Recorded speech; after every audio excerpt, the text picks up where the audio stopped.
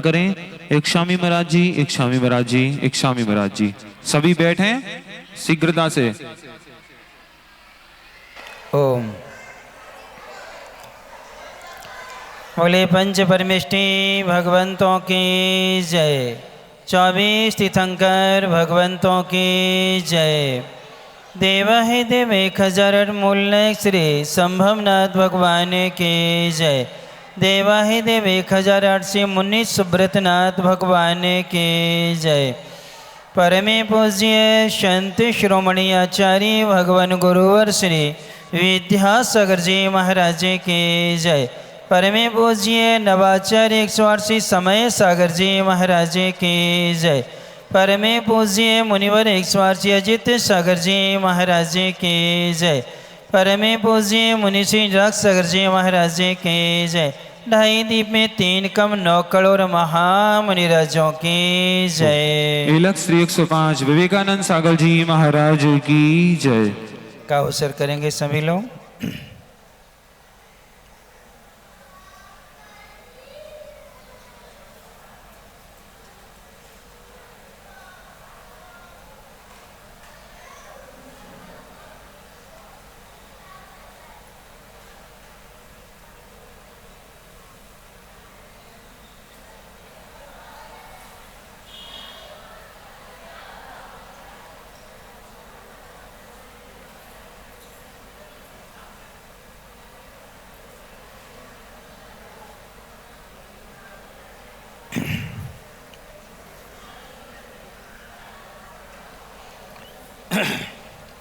अपन सब लोग विगत दिनों से अपन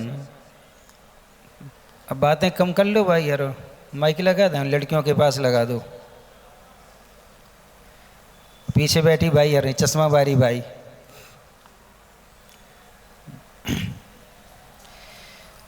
अपन सब लोग यहाँ पर पंच परमेष्टि की आराधना, उनके गुणगान के विषय में अपन पढ़ रहे थे। दर्शन पाठ, जिन बिंब के दर्शन कैसे करना चाहिए, कैसे भाव होना चाहिए। मंगलाष्टक प्रत्येक कार्य के प्रारंभ में मंगलाष्टक क्यों किया जाता है, जिसमें 5 परमेष्टि, 9 देवता, 63 सलाका महापुरुष, कृत्रिम आकृतिम चैत्यालय आदि का और 64 रिद्धि आदि का संपूर्ण वर्णन जिसमें किया गया था। उसके बाद में अपन सबने भगवान महावीर स्वामी जी की स्तुति, अर्थात जिसके माध्यम से स्तुति कौन है, स्तोता कैसा है और स्तुति का फल क्या है, इन 3 चीज़ों पर विचार करते हुए प्रथम और दूसरे छंद में स्तुत्व का स्वरूप दिया था। तीसरे में स्तोता स्तुति करने वाला कोई मनुष्य नहीं मिला। उनको कौन मिला था? एक मेंढक जलचर प्राणी, वह स्तोता है। फिर स्तुति का फल इसमें दिया गया था कि वह परंपरा से हमें मोक्ष का कारण हुआ करता है। अब इसी प्रकार से स्तुति में और पंच परमेष्टियों में, दोनों में और साथ साथ में हमारे द्वारा बांधे गए कर्मों का क्या संबंध है? तो ने कहा स्तुति का और कर्मबंध का अन्योन्याश्रय संबंध है। कौन सा संबंध है? अन्योन्य आश्रय नाम का क्या है? संबंध हुआ करता है। एक दूसरे पर निर्भर होते हैं। इसके लिए एक बहुत अच्छा उदाहरण आचार्य श्री जी ने दिया है कि एक व्यक्ति थे, सर्विस में थे।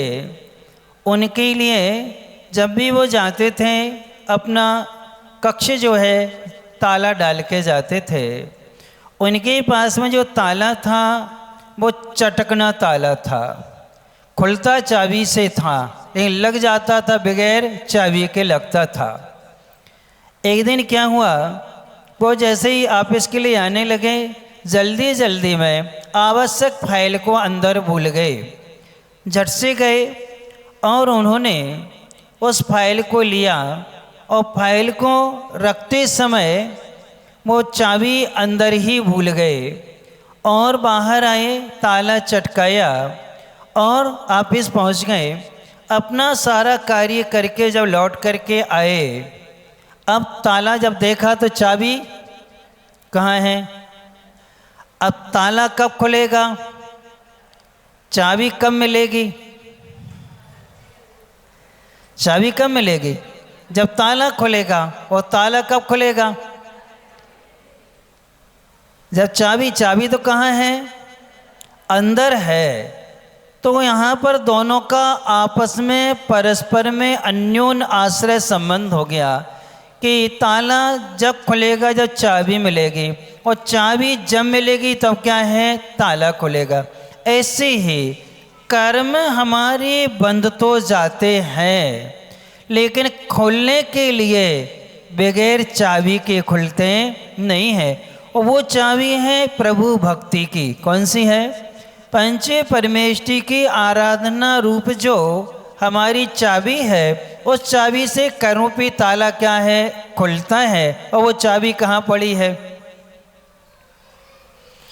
वो कहाँ है, अंदर है। अब उसको हमें बाहर लाना है तो कैसे लाएंगे, या तो ताला तोड़ना पड़ेगा।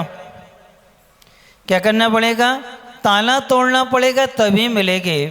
इसीलिए उन्होंने ये कहा है कि वह व्यक्ति ताला तोड़ेगा तो नुकसान होगा, तब तक वह परेशान होता रहेगा। इसलिए उन्होंने कहा चाबी को कभी भूलना नहीं चाहिए। किसको, चाबी को कभी भूलना नहीं चाहिए। इसी प्रकार से भक्ति को कभी हमें भूलना नहीं चाहिए।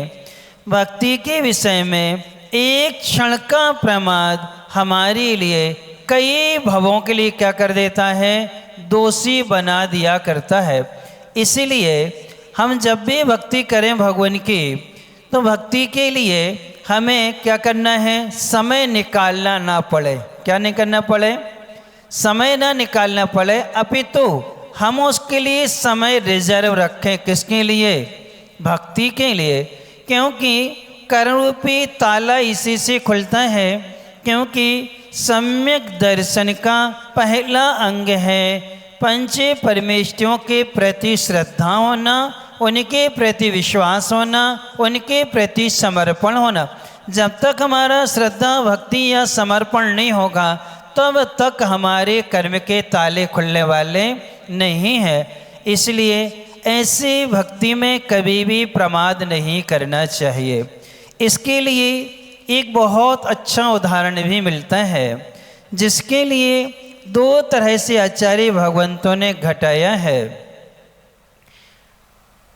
बुंदेलखंड की कहावत है, संस्कृत में भी आती है, कूपनी छाया कूपनी भवती। कुएं की छाया कुएं में ही रहती है, कभी उसकी छाया क्या नहीं आती, बाहर नहीं आती। किसकी छाया, आप लोगों ने देखा ही नहीं होगा कुआं है। आजकल मिलते हैं तो बंद मिलते हैं, जैसे यहाँ है तो यहाँ क्या है, बंद है। तो कुआं जो है, कुआं है तो उसकी छाया भी पड़ती है, उसकी छाया कहाँ रहती है, कभी बाहर आई है क्या, कभी बाहर नहीं आई। ऐसे उन्होंने कहा है प्रभु की भक्ति अंदर ही होना चाहिए, वह प्रदर्शन नहीं होना चाहिए। किसमें, भक्ति में क्या होना चाहिए, भक्ति अंतरंग में की जाती है, बाह्य में प्रदर्शन नहीं किया जाता है। एक ये बात आई। दूसरी उन्होंने उदाहरण दिया है, हमारी कमजोरी, हमारी परिवार की कमियां, हमारी समाज की कमियां अपनी समाज में ही रहना चाहिए, अपनी परिवार की बात अपने परिवार में ही रहना चाहिए, और अपनी जो कसाई है वो आप तक ही रहना चाहिए, आपकी बाहर नहीं आना चाहिए। क्योंकि यदि अपनी कसाई बाहर आएगी तो हमारा तो अहित है, ये दूसरों का भी क्या होगा, अहित होगा। हमारी समाज की बात समाज में रहेगी, कोई दिक्कत नहीं है, लेकिन समाज की बात जब बाहर जाएगी तो हमारी समाज की गुडविल क्या होती है, खत्म होती है। परिवार की बात परिवार में रहेगी, नुकसान नहीं है, लेकिन परिवार की बात जब बाहर आती है तो तो उससे नुकसान सबसे ज़्यादा परिवार को ही उठाना पड़ता है। क्योंकि नीति है हमारी कमज़ोरी हमारे गुरु के अलावा या माँ और पिता के अलावा किसी को ज्ञात नहीं होना चाहिए। क्यों जैसे हमारी कमज़ोरी दूसरों को मालूम चलेगी वो उसका कभी भी क्या कर सकते हैं, फ़ायदा उठा सकते, कभी भी लाभ क्या है ले सकते हैं। जैसे महाभारत जब पढ़ते हैं, हरिवंश पुराण पढ़ना या पांडव पुराण को पढ़ना, शकुनी को बदला लेना था क्योंकि वो नहीं चाहता था कि मेरी बहन का विवाह धृतराष्ट्र से हो, लेकिन भीष्म के प्रताप के कारण वो कुछ कर नहीं पाया, उसको बदला लेना था। और बदला लेकर के बहन के साथ ही कहाँ गया था, हस्तिनापुर में आके रहने लगा था। जबकि अपने गंधर्व देश को क्या करता, वो गांधार देश को छोड़ करके जब यहाँ रहने लगे, उसके लिए युधिष्ठिर की कमजोरी मालूम थी। किसकी? युधिष्ठिर की कमजोरी ये थी वो आग्रह के बहुत कच्चे थे। किसी के आग्रह को, किसी के अनुरोध को टाल नहीं पाते थे। कौन? ये उसको मालूम था कि एक काम करते हैं, अब इनको अपन को मज़ा लेना है तो क्या करें, क्योंकि ये 100 भाई हैं, इनको यदि कोई परास्त कर सकता है तो घर के भाई ही परास्त कर पाएंगे, क्योंकि ये चरम शरीरी हैं, तदभव मोक्षगामी हैं और हम इनका बदला ले नहीं सकते हैं। तो उसने कमजोरी क्या थी, युधिष्ठिर के पास में दूध कीड़ा का निवेदन भेजा और युधिष्ठिर ने क्या कर लिया, स्वीकार कर लिया। बस वहीं से पुण्य क्या होने लगा, क्षीण होने लगा। इसीलिए हमारी कमजोरी किसी को मालूम नहीं होना चाहिए, और शकुनी को वह मालूम होने से उसने क्या किया, उसका फायदा उठा ही लिया। इसीलिए आग्रह के जो कच्चे होते हैं, किसके कच्चे होते हैं, आग्रह के 3 तरह के आग्रह होते हैं। एक मित्र के आग्रह में आ जाते हैं, एक जो है माता पिता के आग्रह में आ जाते हैं, और एक जो है बंधु वर्ग के आग्रह में आते हैं। तीनों प्रकार के आग्रह में कौन सा आग्रह अहितकारी होता है, मित्रानुराग या माता पिता का अनुराग या बंधु वर्ग का अनुराग? 3 अनुराग है। अर्थात माता पिता अपनी संतान से कोई आग्रह करें, कोई निवेदन करें, वो स्वीकार करना चाहिए कि नहीं, या फिर आपके मित्र वर्ग आपसे कुछ कहते हैं वह स्वीकार करना चाहिए कि नहीं। फिर इसके बाद में बंधु वर्ग में आपके रिश्तेदार आदि जो हैं आपसे निवेदन करते हैं वो स्वीकार करना चाहिए कि नहीं। 3 में से कौन सा स्वीकार करना चाहिए और कौन सा स्वीकार नहीं करना चाहिए? और फिर चौथा है, इससे ऊपर कहा गया है गुरु का आग्रह। किसका?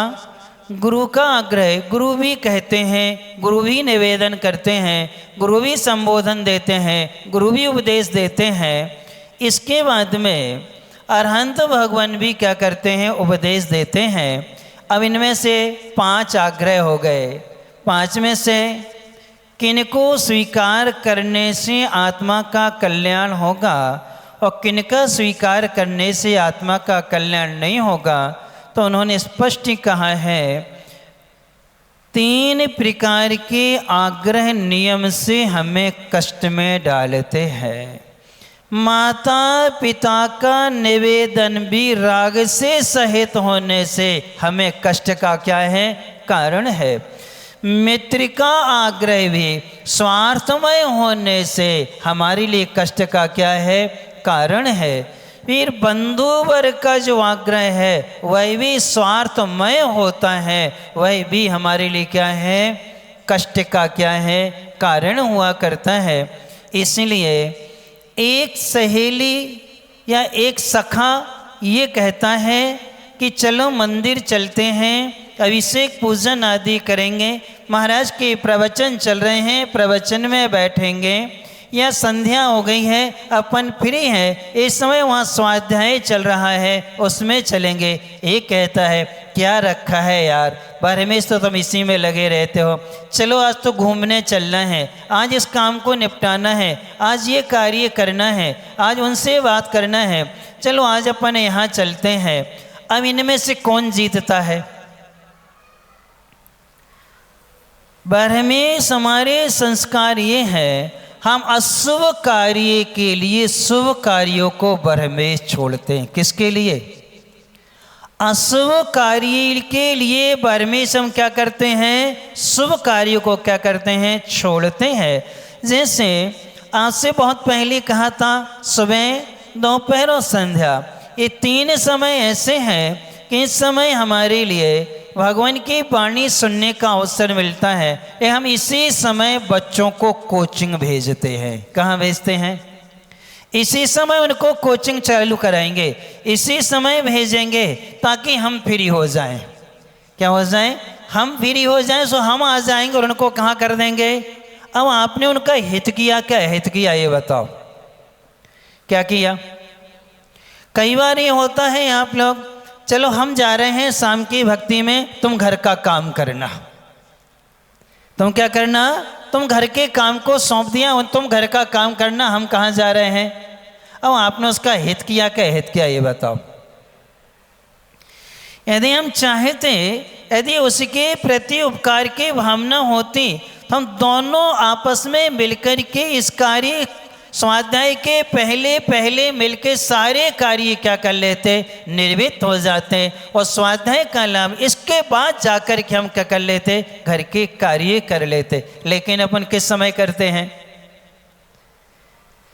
जिन संधि कालों में तीर्थंकरों की दिव्य ध्वनि करती है, उन्हीं संधि कालों में हमारे क्या होते हैं, विषयानुराग के क्या होते हैं, कार्य होते हैं। इसलिए अशुभ बारहमेश जीतता है और शुभ क्या होता है, बारहमेश पीछे रह जाता है। इसीलिए तो निधत तो निकाचित कर्म का क्या होता है, अपने लिए बंद होता है कि वे पुरुषार्थ करते हुए वो कर्म हमारा कटता नहीं है।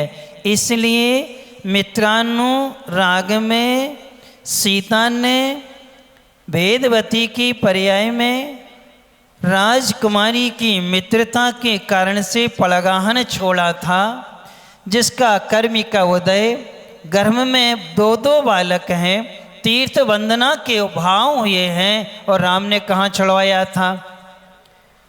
ऐसे वन में जहाँ मनुष्यों का प्रवेश भी नहीं है। किस कारण से छोड़ा? तो उसने मित्रानुराग में। किस में? मित्रानुराग में क्रिया को छोड़ा। अब इसके बाद में कर्ण युधिष्ठिर से बड़े थे। कौन थे? सगा भाई है। कौन? ये बात कर्ण को भी मालूम है, युधिष्ठिर आदि सबको मालूम है, लेकिन कर्ण ने जानबूझ करके साथ किसका दिया? दुर्योधन ने उसको मित्र बनाया, और अपने ही भाइयों के विरोध में क्या क्या उसने चाहता। कर्ण तो मोक्ष जा सकता था, उत्तम सहनन वाला था, यदि अपने भाइयों के साथ रहता तो कहाँ चला जाता। लेकिन किसका साथ दिया? मित्र का साथ दिया। क्यों? मित्र ने अज्ञात, जब इन सबको ज्ञात नहीं था कि कर्ण कौन है, उस समय उसका लालन पालन शूद्र के यहाँ हुआ था, और दुर्योधन ने उसकी क्या कर दी थी? उस समय सहायता कर दी थी, सहयोग कर दिया था। इसलिए मित्र के उपकार को भूल उसने क्या किया अपना। आप लोग भी क्या करते हो? किसका साथ देते? किसका साथ देते हैं? पूछ लो, महिलाओं से पूछ लो। बारहमेश पक्ष सहेली का लिया जाता है ना? बालिकाओं से पूछ लो। यानी कि जिनकी तत्व में रुचि नहीं है, जिनकी धर्मात्माओं में रुचि नहीं है हम उनका साथ दे देते हैं, लेकिन धर्म में धर्मात्माओं में तत्व को जानने में जिनकी रुचि होती है हम उनका साथ नहीं दे पाते हैं। ये बंधु वर्ग के आग्रह में किसने अपना पतन किया? बोलो। बंधु वर्ग के आग्रह में, जो अपने बंधुओं के आग्रह में आ गया था। जानते हुए भी समझते हुए राजा बसु, कौन? राजा बसु था, जानता था कि गुरु ने अज का अर्थ ये बतलाया था, साथ में पड़े हुए थे, लेकिन गुरु माँ ने कह दिया हमारे बेटे का पक्ष लेना है, तो उसने गुरु माँ के आग्रह में आकर के क्या हुआ? जानबूझ के क्या किया? यह है बंधु वर्ग का आग्रह, जिसके कारण से बसु कहाँ चला गया?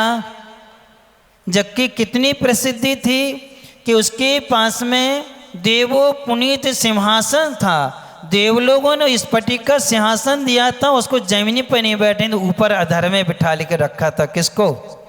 इतना पुण्य था, लेकिन क्या बोल दिया उसने? जो पर्वत कह रहा है वो।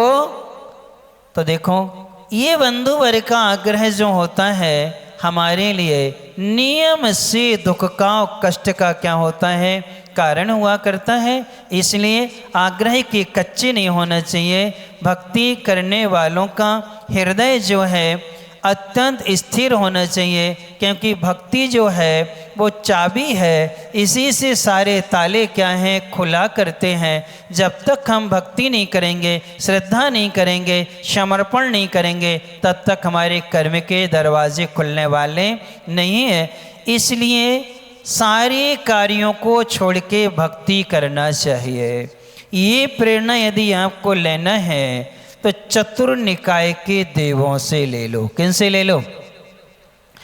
अष्टमी और चतुर्दशी को संपूर्ण भोगों को छोड़ के कहाँ जाते हैं? वो नंदीसर जाते। कौन? चाहे वो भवनवासी हो, चाहे बेंतर हो, चाहे जोशी हो, सब अपने विमान को छोड़ देते हैं। वैकृक शरीर यहाँ छोड़ते हैं, मूल शरीर से कहाँ जाते हैं? नंदीश्वर जाके प्रभु की क्या करते हैं? आराधना। अष्टानिकाओं में 8 दिन आराधना करते हैं। ये उनका क्या है? नियोग है। ऐसा मिथ्या दृष्टि देव भी कहाँ जाएगा? और फिर चारों निकाय के देव प्रत्येक दिन एक मुहूर्त यानी 48 मिनट तक, वैसे वो तिल्लो पुण्यति में 1 पहर का दिया है, यानी 3 घंटे हर देव नियम से जिनेन्द्र भगवान की स्तुति करता है। चाहे भवनवासी हो, चाहे व्यंतर हो, चाहे जोशी, चाहे वैमानिक हो, कोई भी हो, देवगति नाम कर्म का उदय जिन जिन का है वो नियम से 1 पहर किसकी आराधना करेंगे? जिन बिंब की आराधना। इसके बाद में वो अपनी क्रीड़ा आदि में, अपनी सभाओं आदि में, अन्य कार्यों में क्या होते हैं? यानी कि इतनी बड़ी विशेषता है, जिस समय वो भगवान की आराधना करते हैं उस समय उनके गले में अमृत नहीं झरता, यानी क्षुधा तृषा की उदीर्णा नहीं होती। किनकी? क्योंकि उनका निश्चित है, किन्हीं का 7 दिन में, किसी ने का 15 दिन में, किसी का 1 माह में। सबके जैसे जैसे स्वास्थ्य होते हैं वैसे वैसे उनकी भूख की क्या होती है? इच्छा होती है। और उनके गले में क्या है? अमृत क्या है? अपने आप ही क्या है? प्राप्त होता है। लेकिन ये कहा गया कि जिस पहर में वो भगवान की भक्ति करते हैं उस पहर में कभी भी उदीर्णा नहीं होती है। किसकी? असाता की। यदि उसी समय भक्ति करते समय देव यदि आयु कर्म बांधेगा तो उच्च कुल के आर्य मनुष्य की आयु को क्या करेगा? वो बांधता है। कौन? यानी देखो स्तुति का कितना बड़ा प्रभाव है कि एक देव भी नियोग से 1 पहर 3 घंटे क्या करते हैं? स्तुति करते हैं, या कम से कम है तो 48 मिनट तो नियम से उनको क्या है, करना ही करना है। और अपन लोग सोच, और से अधिकांश देव मिथ्या दृष्टि होते हैं, अधिकांश देव क्या होते हैं, लेकिन आराधना करके वो सम्यक दर्शन को क्या करते हैं, प्राप्त कर लेते हैं। और अपन लोग इतने रचे पच गए हैं विषय भोगों में कि आज अपने लिए जिस पुण्य से हमें ये पर्याय मिली है उसी पुण्य के प्रति हमारा आकर्षण नहीं है। पूर्व में जरूर हमने आराधना की है, पूर्व में सारे अच्छे कार्य के, तभी तो आज हम उच्च कुल का क्या मिला हुआ है, जन्मे मिला है, सारी अनुकूलता हमें क्या है, मिल गई है। इसलिए अपन चलते हैं पंच गुरु भक्ति को, और प्राकृतिक भाषा में है, पेज नंबर 60 पर निकालेंगे कि पंच गुरु भक्ति जो है ये कुंद आचार्य महाराज के द्वारा लिखी गई। किसने लिखी हैं, कुंद महाराज ने 10 भक्तियाँ प्राकृत भाषा में लिखी हैं और पूज्य पाद जी ने संस्कृत भाषा में लिखी। किस में लिखी हैं, संस्कृत भाषा में लिखी हैं। ये पंचगुरु पांचों परमेष्टियों के यहाँ गुरु कहा जा रहा, क्या कहा जा रहा है, पांचों परमेष्टियों को गुरु कहा जा रहा है। अब इनमें से गुरु क्यों है, तो इसका मूल कारण दिया है कि पांचों को गुरु क्यों कहा गया है। तो उन्हें कहा है अज्ञान रूपी अंधकार को नाश करने वाले होते हैं, इसलिए क्या कहलाते हैं, गुरु कहलाते हैं। पांचों से हमारा अज्ञान क्या होता है, दूर होता है, इसलिए क्या कहलाते हैं, गुरु कहलाते हैं। क्योंकि ये रक्षा करने वाले हुआ करते हैं, इसलिए भी क्या है, ये गुरु कहलाते हैं। क्योंकि गु आने अंधकार होता है और रु यानी नष्ट करने वाले जो होते हैं, ऐसे अज्ञान रूपी अंधकार को जिन्होंने नाश कर दिया है वो कौन कहलाते हैं, गुरु कहलाते हैं। इनमें से 2 तो देव हैं, कौन है, 2 क्या हैं, देव हैं, और 3 क्या हैं, गुरु है। यानी कि अरहंत सिद्ध देव हैं, भगवान है, और आचार्य जी, उपाध्याय जी और साधु जी, तीनों क्या हैं, गुरु है। ये 3 साधन है, ये 3 क्या है, साधन है। अरहंत तो सिद्ध क्या है, साध्य है। अरहंत तो सिद्ध क्या है, साध्य रूप हुआ करते हैं। अरहंत तो सिद्ध को पाने के लिए जब तक हम साधु परमेष्टि नहीं बनेंगे तब तक कभी अरहंत हम बन नहीं सकते हैं और ना सिद्ध बन सकते हैं। बगैर अरहंत बने सिद्ध भी नहीं बनते हैं। इसलिए साधु परमेष्टि होना जरूरी है, उपाध्याय आचार्य होना जरूरी नहीं है। संलेखना के समय जो भी साधक होते हैं वो अपने आचार्य और उपाध्याय के पद का क्या करते हैं, त्याग कर देते हैं। त्याग करने के बाद में क्या करते हैं, देखो इनको पकड़ो भी है तुम लोग, ऐसे डिस्टर्ब करोगे तो आप लोग तो यहाँ बैठे सुन रहे हो, लेकिन बहुत सारे लोग बाहर के लोग जो हैं दूर देशांतरों में भी लाइव भी क्लास सुन रहे हैं। अब वहाँ सुन रहे होंगे, जब उनको ये मालूम चलेगा तो वे क्या सोच रहे होंगे, क्या सोच रहे होंगे, तुम्हारी समाज की गुडविल क्या हो रही होगी, क्या हो रही होगी कि वो इतने दूर देशांतरों में बैठे बैठे भी क्या कर रहे हैं, सुन रहे हैं कि चलो आज हमें, अभी कल समाचार है एक ऑस्ट्रेलिया से, महाराज जी हम आपकी 3 क्लासें सुनते हैं और हम ये टाइम निकाल के रखते हैं, जैसे ही 6:30 बजते हैं वहाँ का 6 घंटे का अंतर है, तो महाराज जी हमारे यहाँ हम उतना समय निकाल करके रखते हैं कि 1 घंटा हम क्या करेंगे, स्वाध्याय करेंगे, उसको वहीं क्या करते हैं बैठ करके वो अपने परिवार के साथ सुनते हैं। तो हमने कहा बहुत अच्छा है, ये तो काम में आएगा आपके लिए भविष्य में, कि हमारे यहाँ कोई साधन ही नहीं है, लेकिन आप लोगों के दर्शन भी हो जाए तो जिनवाणी भी क्या हमें मिल जाती है। अपन लोग गांव में बैठे बैठे भी क्या नहीं कर पाते, समय नहीं निकाल पाते, किसके लिए, स्वाध्याय के लिए। तो इसमें अरहंत जी और सिद्धि जी साध्य हैं और आचार्य उपाध्याय साधु तीन परमेष्टि क्या हैं? साधन हैं।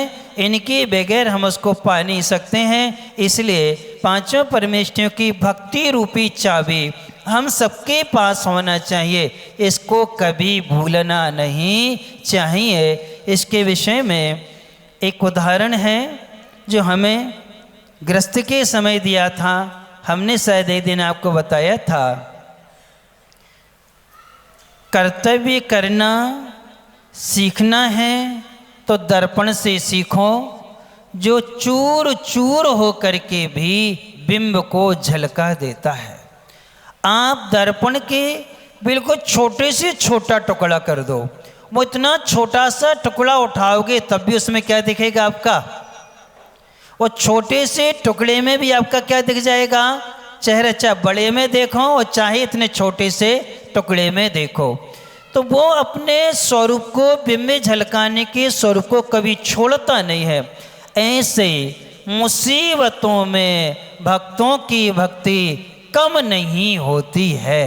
किनकी? मुसीबतों में भक्तों की भक्ति कभी कम नहीं होती है, अर्थात वो निरंतर क्या होती जाती है? बढ़ती चली जाती है। इसलिए चाबी को कभी छोड़ना नहीं है।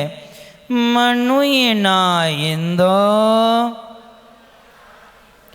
सुर धरिये छततया पंच कल्याण सोखावली पत्तया दंसनम नानो झानम अनंतम बलम जे जिना दिंतो अमहम बरम मंगलम। मनुनायेंदे सुर धरिये छततया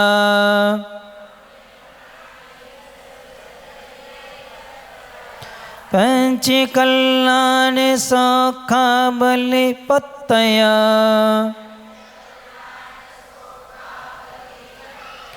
दंसनम नान झानम अनंतम बलम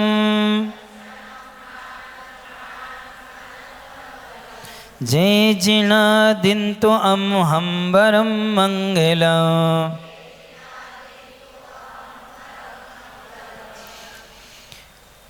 इसका पद्यानुवाद भी दिया है जो पूज्य मुनिवर अजित सागर जी महाराज जी ने किया है। मूल गाथा जो है कुंद कुंद स्वामी जी की है, उसका हिंदी पद्यानुवाद। मनोजेंद्र नागेंद्र ने सिर पर छत्र लगाए, कल्याणक सुख शोभिते निज आत्म को ध्याए। श्री भगवन अरहंत के अनंत दर्शन ज्ञान, भले अनंत मंगल सदा नमो अरिहंत महान। ये दोहा के रूप में उसका अनुवाद किया हुआ है। अब यहाँ दे रहे हैं मनुष्य यानी मनुष्य। मनु यानी क्या होता है? मनुष्य। मनु यानी मनुष्य। फिर है नाइंद्र। नाइंद्र का अर्थ होता है नागेंद्र। नाइंद्र यानी क्या होता है? नागेंद्र। शुर यानी सुरेंद्र। सुर यानी सुरेंद्र। धरी यानी धारण करने वाले। धरी यानी धारण करने वाले। छततया छत्र त्रय, तीन छत्र। कितने? तीन छत्र। पंच कल्याण, पांचों कल्याणकों में। सोखावली, सुख की पंक्ति या सुख की लाइन या सुख की संतति। आवली यानी पंक्ति या संतति। पत्तया प्राप्त है। पत्तया यानी प्राप्त है। दंशनम नानम झानम अनंतम बलम। अनंत शब्द सबके साथ में लगाना है। अनंतम दंशनम, अनंत दर्शन। अनंतम नान, अनंत ज्ञान और अनंतम बलम, अनंत बल और झानम यानी ध्यान। ते का अर्थ हुआ करता है वे, जिणा यानी जिन, वे अरहंत जिन, दिंतु यानी देवे, हम यानी मुझे, हम यानी मुझे, हमारे लिए, वरम यानी उत्कृष्ट, मंगलम यानी मंगल। पूरी कारिका का अर्थ हो जाएगा कि नरेंद्र, नागेंद्र, सुरेंद्र, इन तीनों ने जिनके ऊपर 3 छत्र लगाए हुए थे। किसने लगाए थे 3 छत्र? मनुष्यों ने और फिर नागेंद्रों ने और सुरेंद्र यानी वैमानिक देवों के जो इंद्र होते हैं उनको सुरेंद्र कहा जाता है। भवनवासी व्यंतर जोशी जो होते हैं उनको नागेंद्र की कोटि में गर्वित कर लिया जाता है। और मनुज से चक्रवर्ती आदि को क्या करते हैं? ग्रहण करते हैं। इन तीनों राजाओं ने अरहंत भगवान के ऊपर क्या लगाए थे? 3 श्वेत छत्र लगाए हुए थे। इन छत्रों का क्रम होता है, ऊपर वाला छोटा, फिर बीच वाला उससे बड़ा और नीचे का क्या होता है? सबसे बड़ा होता है। तो ये 3 लोक के स्वरूप को भी दिखलाते हैं। नीचे का तो लोक सबसे बड़ा है, मध्य लोक बिल्कुल क्या है? छोटा है। पर ऊर्ध्व लोक भी क्या है? बिल्कुल आंग ऊपर जाकर के सबसे छोटा एक राजू का क्या है? वो बचता है। तो इस प्रकार से तीनों लोकों को क्या है? वो बतलाने वाले हैं। ऐसे 3 छत्र को क्या है? वो लगाते हैं, यानी धारण कराते हैं भगवान के ऊपर। फिर 5 कल्याणकों में सुख की पंक्ति जिनको प्राप्त है, यानी 5 कल्याणकों के सुख को जिन्होंने क्या किया है? प्राप्त किया है। 5 कल्याणकों का सुख मिलता है भरत ऐरावत क्षेत्र के तीर्थंकरों को। विदेह क्षेत्र के तीर्थंकरों को 3 कल्याणक अथवा 2 कल्याणकों का क्या मिलता है? लाभ मिलता है। सामान्य से 7 प्रकार के अरहंत होते हैं। उन 7 प्रकार के अरहंतों को 2 कल्याणकों का सुख मिलता है, ज्ञान कल्याणक और मोक्ष कल्याणक।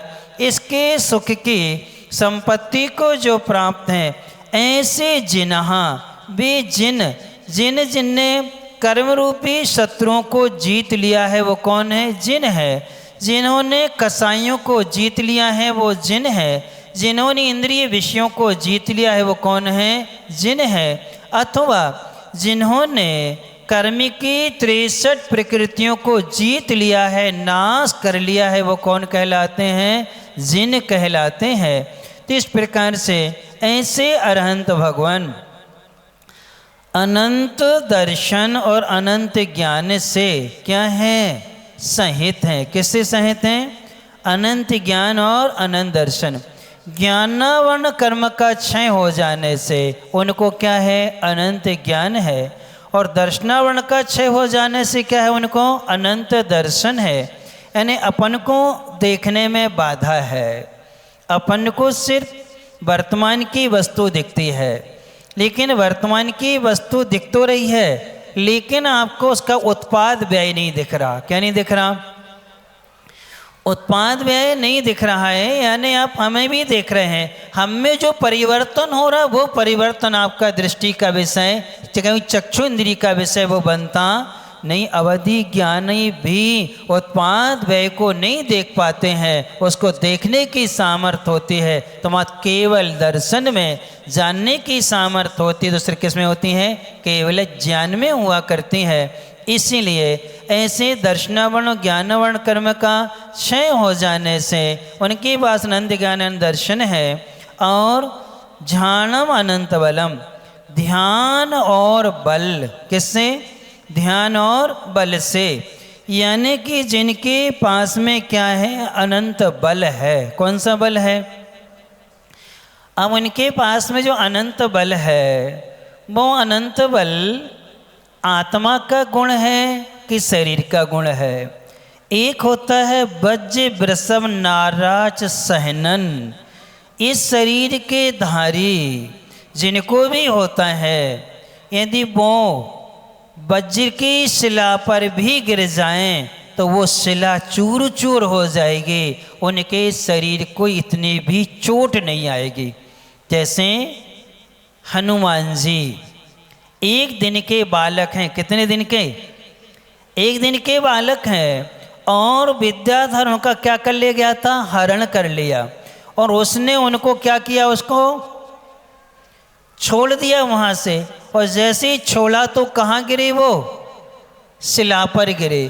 तो शिला क्या हो गई? चूर चूर हो गई। लेकिन उनको क्या नहीं आई? क्या नहीं आई? चोट भी नहीं आई, कुछ भी नहीं हुआ। माँ जैसे ही नीचे आती है, देखते हैं तो क्या कर रहे थे? वो खेल रहे थे।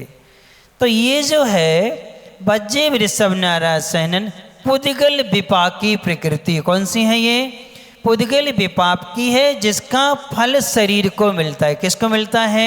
शरीर। अनंत जो फल है वो जीव विपाकी है। कौन सी है? क्यों? अंतराय कर्म के क्षय से प्राप्त होता है। कौन से? वीर्यांतराय कर्म के क्षय से जो प्राप्त होता वो कौन कहलाता है? अनंत बल कहलाता है। और वज्र वृषभ नाराज सहनन नाम कर्म है। वो कौन सा है? नाम कर्म है। उसका बल शरीर को मिलता है, उससे आत्मा के लिए कोई फायदा नहीं है। लेकिन वीर्यांतराय कर्म के क्षय से किसको फायदा होता है? आत्मा को है। ये आत्मा के साथ में बना रहता है, सिद्ध अवस्था में भी रहता है। लेकिन वज्र वृषभ नाराज सहनन नाम कर्म नष्ट हो जाता है। क्या हो जाता है? नष्ट हो जाता है। 148 कर्म प्रकृतियाँ क्या होती हैं? नाश होती हैं। जब 85 प्रकृतियाँ सिद्ध भगवान के 14वें गुण स्थान में रहती हैं, उस समय इनको जब नाश करके क्या बनते हैं? सिद्ध बनते हैं। उस समय क्या नहीं होता उनके पास में? सहनन नहीं होता है। इसलिए यहाँ पर अनंत बल से लेना है। वीर्यांतराय कर्म का क्षय हो जाने से जो आत्मा का गुण प्रकट हुआ है वो क्या है? अनंत बल कहलाता है। और जन्माभिषेक के समय, जन्म के अतिशय में कहा अतुल बल। क्या लिया है? वो क्या लेना है? वो लेना है वज्र वृषभ नाराज सहनन। क्या लेना है? अतुल बल से क्या लेना है आपको? वज्र वृषभ नाराज सहनन लेना है। और अनंत बल से क्या लेना है? वीर्यांतराय कर्म के क्षय से। ये दो चीज़ों को विशेष ध्यान में रखना है। तो यहाँ पर कह रहे हैं कैसे अनंत बल यानी वीर्यांतराय कर्म का क्षय कर दिया है आपने, ऐसे अनंत बल है, ऐसे भगवान। और कैसे हैं? ध्यान, जिनका ध्यान इतना प्रबल है। कौन सा ध्यान? शुक्ल ध्यान। और कौन सा शुक्ल ध्यान उनका? एकत्व वितर्क नहीं, पृथकत्व वितर्क नहीं, सूक्ष्म क्रिया प्रतिपाती भी नहीं, विपरीत क्रिया निर्वृत्ति। कौन सा? विपरीत क्रिया निर्वृत्ति, जिससे उनने कर्म की 85 प्रकृतियों को क्या किया है? नाश किया हुआ है। ऐसे ध्यान वाले अरहंत परमेष्टि कैसे हैं? परम मंगलम, श्रेष्ठ मंगल को हम सबको दिन तु यानी क्या करें? देवें। ऐसे अनंत बल वाले भगवान जो हैं हमको श्रेष्ठ मंगल को क्या करें? देवें। अर्थात आपकी स्तुति से हमें ये गुण क्या होते हैं? प्राप्त होते हैं, प्रकट होते हैं। इसलिए भगवान से हम क्या कर रहे हैं? ऐसा निवेदन यहाँ पर कर रहे हैं। तो इनको अच्छी तरह से तैयार करना है। तैयार करने के बाद में याद कर लेना सभी बच्चे, पंचगुरु भक्ति को अर्थ सहित क्या करना है? याद करना है। और इसको कभी भूलना नहीं है। भक्ति रूपी चाबी हर समय क्या आती है? काम आती है। कहानी की ओर चलते हैं। सुंदरी यक्षद्वीप में है और उसके नमोकार मंत्र के प्रभाव से एक क्रूर यक्ष भी क्या बन गया था? पिता के समान रक्षक बन गया था। ऐसे भक्ति किसके पास थी? किसके पास थी ऐसी भक्ति? सुंदरी के पास में थी। क्या थी? सुंदरी ने अपनी भक्ति की रूपी चाबी से उसने उसको भी क्या बना लिया? रक्षक बना लिया। ऐसे करके 6 दिन निकल जाते हैं। वहाँ का प्रभाव ये था 6 दिन से मात्र फल का आहार होता था, जल और फल मिलते थे, अनाज उस द्वीप पर उपलब्ध नहीं था। क्योंकि जो देवों के द्वारा रक्षित होते हैं वहाँ कल्प वृक्ष आदि जो होते हैं उनसे दशांग भोग तो मिलेंगे, लेकिन अनाज कभी नहीं मिलेगा। किनसे? कल्प वृक्ष यदि आप मांगो, हाँ भोग भूमि में चले जाओ और भोजनांग जाति के कल्प वृक्ष होते हैं, 56 प्रकार के भोजन मिल जाएंगे। आप उनसे कहो कि रोटी दे दो, नहीं मिलेगी। पूड़ी दे दो, नहीं मिलेगी। खीर दे दो, खिचड़ी दे दो, ये कोई भी अनाज नहीं मिलेगा वहाँ। 17 प्रकार के धान्य होते हैं, उन धान्यों में से कोई भी धान वहाँ मिलता नहीं है। आप लोगों की धारणा है कि तिली है, राजगिर है, ये फलाहार में आते हैं, कभी भूल के नहीं खाना। ये अनाज में ही आते हैं। किस में आते हैं? अनाज में आते हैं। चाहे जितना रोटी खाने का दोष लगता है उतना ही दोष राजगिर, तिल्ली आदि को खाने में क्या है? दोष लगता है। ये तो हिंदुओं की परंपरा है। किन की परंपरा है? हिंदुओं की परंपरा है। अपने आगम में जब धान्य के नाम गिना है, कार्तिक की अनुप्रेक्षा में धर्म भावना के अंतर्गत रत्न करंडक श्रावकाचार्य की जो टीका है प्रभाचंद महाराज ने, उसमें धान्यों के नाम गिनाए हैं। उन्हें सबके नाम किस में लिए हैं? अनाज के अंतर्गत लिए हैं। इसलिए खाद्य, स्वाद, लेय और पेय, चारों प्रकार के आहार का क्या होता है? त्याग होता है। नहीं तो कई लोग क्या करते हैं? अनाज छोड़ देते हैं। कहीं रागी की रोटी, कहीं राजगिर की रोटी, कहीं तिल्ली आदि, मूंगफली आदि, ये सारी की सारी चीज़ें धान्य में ही आती हैं।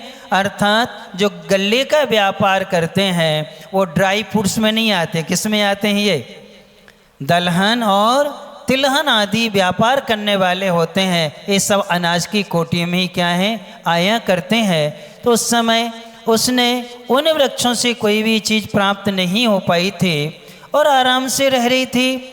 और उसका करीब करीब 18 घंटे भगवान की स्तुति में निकलते थे। किसके? सुर सुंदरी 18 घंटे धर्म ध्यान करते थे। माते जो 6 घंटे क्या करती थी? शयन करते थे। दोपहर में पूरे द्वीप में घूमती फिरती रहती थी, टहलती रहते थे।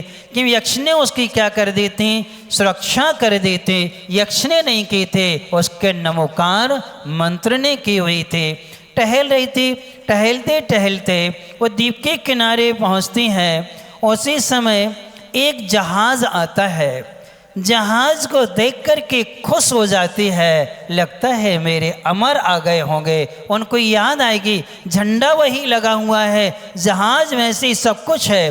और जैसे पहुंचती है और जहाज से एक श्रेष्ठी उतरता है और श्रेष्ठी जैसे आगे आता है और देखता है, अरे इस द्वीप पर तो मैंने कभी मनुष्यों को नहीं देखा, ये कन्या यहाँ कैसे है?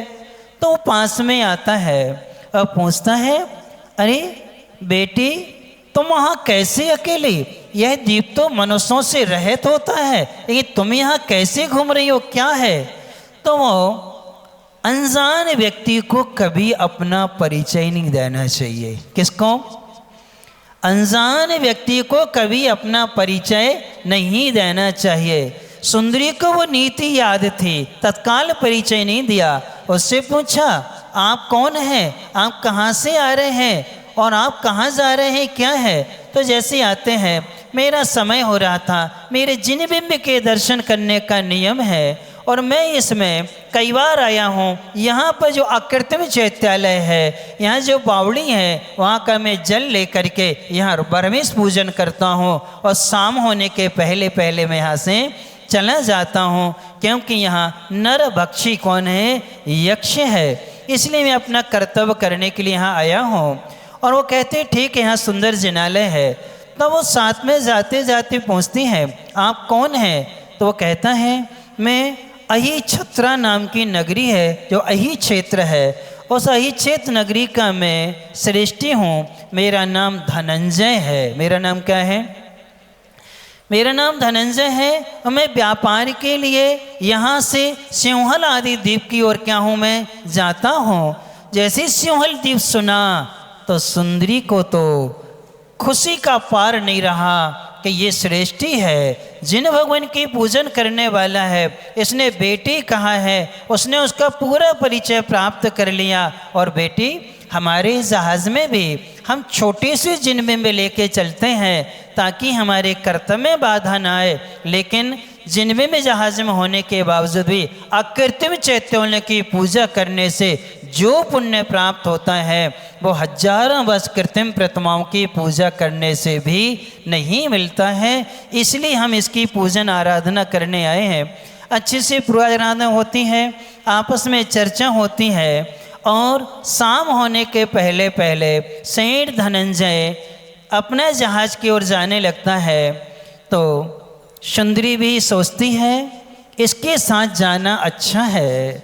सुंदरी ने अपना जब उसने पूछा, उसने यही कहा कि मैं भी वहीं सिंहल द्वीप जा रही हूँ। मेरे माँ, मेरे पिता और मेरे पति वहाँ पर पहले निकल गए हैं और मुझे पूजन में सामयिक में समय लग गया, ध्यान करने में बैठ गई, इतने में वो लोग निकल गए हैं, थोड़े आगे मिल जाएंगे, कृपया क्या आप मेरी सहायता करेंगे? जैसे ये कहा उसने कहा हाँ कोई बात नहीं बेटी, हम आपको उनको क्या करेंगे मिलवा देंगे। जितना उसने वचन दे दिया, यक्ष से इसने स्मरण किया, यक्ष इसके लिए बिल्कुल पिता के रूप में आ गया और आकर के सुंदरी ने उसको प्रणाम किया। प्रणाम करते हुए कहा बेटी मेरा मन तो नहीं है जान तुम्हें भेजने का, लेकिन तुम अपनी इच्छा से जा रही हो तो जाओ, लेकिन एक बात याद रखना, मार्ग में सावधान रहना। अब सोना नहीं, क्या नहीं करना? अब शयन नहीं करना, सोना नहीं, जागृत रहना और सावधान बने रहना, क्योंकि संसार में कोई भी विश्वास के पात्र नहीं है। संकट के समय हमारा शरीर हमारा साथ नहीं देता है, हमारा पुण्य हमारा साथ नहीं देता है, दूसरा कैसे साथ देगा? इसलिए बेटी जाओ और एक उसके लिए सिर पर हाथ रखते हुए कुछ मंत्र बोल देता है। ये मंत्र तेरी बरहमेश क्या करेगा? रक्षा करेगा। जाओ बेटी। और बेटी उसके साथ में चली जाती हैं, जहाज़ में बैठती हैं। प्रातः काल होता है, प्रातः काल स्नान आदि करके वो चैत्यालय में जो जहाज़ में चैत्य उसकी पूजन आराधना करते हैं और बहुत अच्छे से भोजन तैयार होता है और आपस में चर्चा करते हुए दोनों भोजन करते हैं। बेटी शब्द कहता है, क्या कहता है? आओ बेटा। और बेटी ने सुंदरी ने तैयार किया, दोनों ने मिलकर तैयार किया है। आपस में भोजन आदि करते हैं और वो कहती है हे पिताश्री, आज मुझे 8 दिन बाद अनाज मिला है खाने को। कितने दिन बाद? 8 दिन बाद आज अन्न को ग्रहण करने का हमें क्या है सौभाग्य प्राप्ति किया है। अब इतना उन्होंने अन्न ग्रहण कर लिया है, भोजन कर लिया है। भोजन के बाद क्या होता है शेष कहानी डैश डैश डैश आगे मालूम चलेगा कि आगे क्या होता है, उनके जीवन में क्या घटित होता है, क्या घटित नहीं होता है। आज के नियम का पालन कौन कौन ने किया? क्या नियम था? कौन कौन ने लगाया था? जिनके हाथ नहीं उठे मतलब है ना, कमलेश की मम्मी ने लगाया था किया, इसलिए हाथ नहीं उठा रही है ना। अभी तो लगा लो, अगले भाव में क्या मिलेगा? बिस्तर भी मिलने वाले नहीं है, तकिया तो बहुत दूर की बात है। जिन्होंने पालन किया है उन सब के लिए आशीर्वाद, जिन्हें नहीं किया है उन सब के लिए। अब कल के लिए नियम चाहिए कि नहीं? पालन करोगे कि नहीं? पक्का? कल के लिए बहुत सरल नियम देते हैं कि ये नियम सुबह 5:30 बजे से चालू हो जाएगा और शाम के 7:30 बजे तक रहेगा। कल दिन भर आपके लिए जूते चप्पल का प्रयोग नहीं करना, कहीं भी जाओ कहीं भी आओ। कल 24 घंटे के लिए यानी 12 घंटे के लिए सुबह 5:30 से 7:30 बजे तक किसका त्याग? जूते और चप्पल का क्या करना है? त्याग करना है। याद करना, हमारे गुरु महाराज, हमारी यारिका माताएं जीवन भर बगैर जूते चप्पल के रहते हैं, वो कैसे रहते होंगे? आपको तो एक दिन का क्या करना है? त्याग करना है। का अवसर है, भगवान से प्रार्थना करें नियम का पालन अच्छे से हो जाए। ओम।